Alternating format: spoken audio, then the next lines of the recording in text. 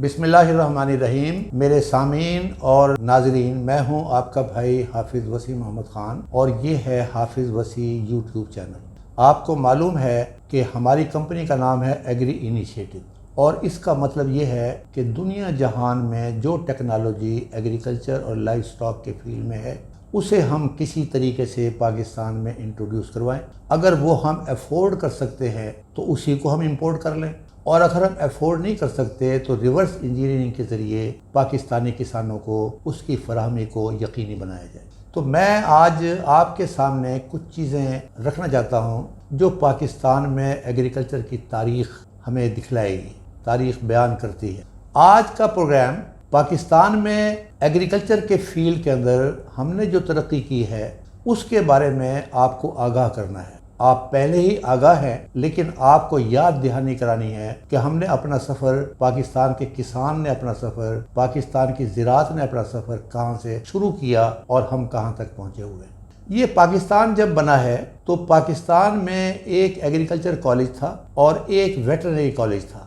आज अल्हम्दुलिल्लाह 5 agriculture universities हैं और 2 वेटरनरी यूनिवर्सिटीज़ हैं। इसके अलावा प्राइवेट सेक्टर के अंदर भी एग्रीकल्चर और वेटरनरी कॉलेजेस मौजूद हैं। तो ये एक मामला है कि हमने किसी न किसी तरीके से थोड़ा या बहुता पाकिस्तान में एग्रीकल्चर टेक्नोलॉजी को अपनाया।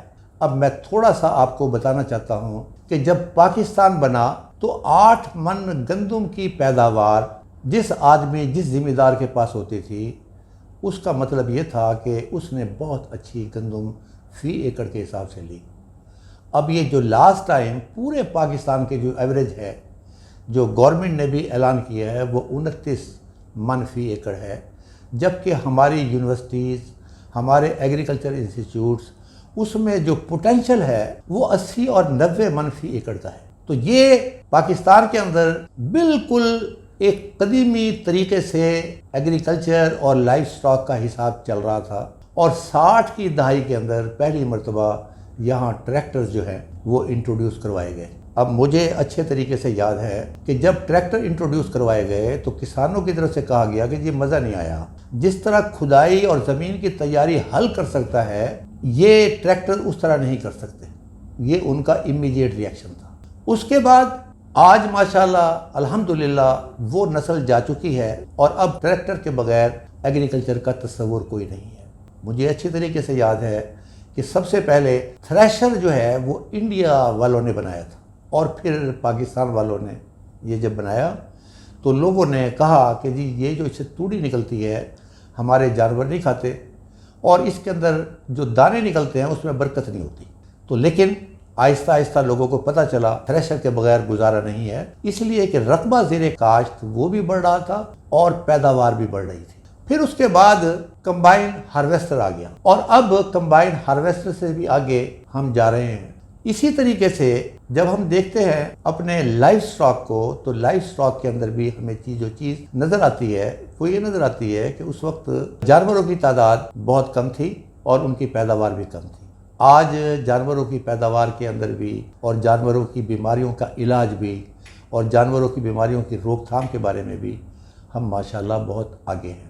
मैं याद करवाना चाहता हूं कि जो सबसे बड़ा नारा पाकिस्तान में था 70 की दहाई तक, जो लोग 70 की दहाई के अंदर जिनको होश था वो दीवारों पर लिखे हुए कुछ नारे थे। एक नारा था दब के वाह ते रज के खा और दूसरा नारा था जितनी गोडी उतनी डोडी और तीसरी एक जो कल्चरल विजडम थी उसमें यह बताया गया था कि सबसे अच्छी खाद ज़मीन के लिए कौन सी है। तो उन्होंने कहा कि जी जो किसान के पाँव की मिट्टी है, नीचे किसान के पाँव के नीचे आने वाली मिट्टी जो है वो सबसे बेहतरीन खाद है, जिसका मकसद ये था कि जितना किसान फील्ड में चलेगा उतना ही ज़्यादा उसको फील्ड के बारे में इल्म होगा और उतना ही ज़्यादा उसकी पैदावार भी होगी।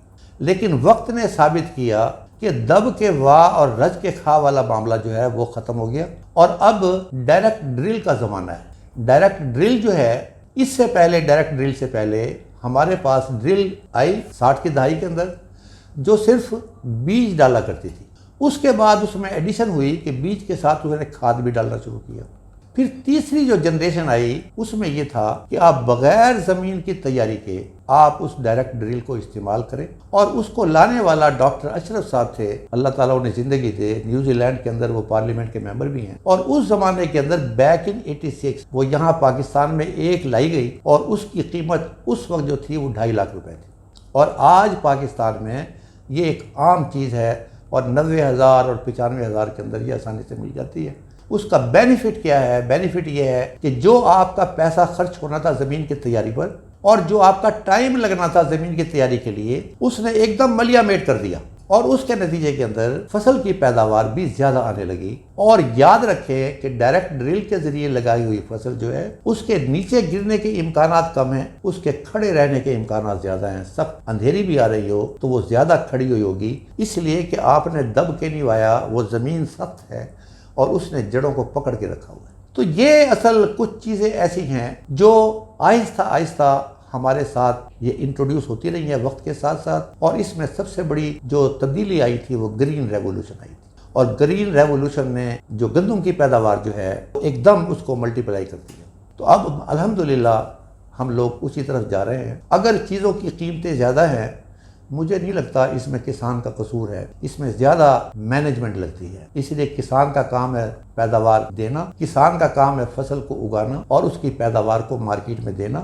آگے ذخیرہ اندوزی اور سمگلنگ کو کنٹرول کرنا یہ اس کے بس کی بات نہیں۔ میں اس سلسلے کے اندر آپ کو یاد دلانا چاہتا ہوں کہ این 70s کے اندر ریولوشن جو ہے وہ لائف سٹاک میں بھی آیا، اور وہ یہ تھا کہ اس وقت آرٹیفیشل انسیمینیشن انٹروڈیوس کروائی گئی جو 2 ضلعوں میں تھی، شیخوپورہ اور سرگودا، اور اس کی کامیابی کے بعد اب وہ پورے پاکستان میں ہے۔ اور ہم وہاں کھڑے نہیں ہوئے، اب پاکستان میں کم از کم 15 بڑے کارپوریٹ فارمز ہیں جہاں ٹوٹل ایگزوٹک کاؤز ہیں، اور جو 30 لیٹر اور 40 لیٹر اور 35 لیٹر کے قریب ڈیلی دودھ دے رہی ہیں۔ اب یہ کام تو آگے چلنا چاہیے، رکاوٹ اختتام کہیں نہیں ہوتا۔ رسول اکرم صلی اللہ علیہ وسلم کی حدیث مبارکہ ہے، انا مدینۃ العلم و علی بابوہا، کہ میں علم کا شہر ہوں اور حضرت علی اس کا دروازہ ہے۔ اس کے باوجود دونوں جہانوں کے بادشاہ قرآن مجید میں دعا فرماتے ہیں کہ ربی زدنی علما، ربی زدنی علما، ربی زدنی علما، اے اللہ تعالیٰ میرے علم میں اضافہ کر۔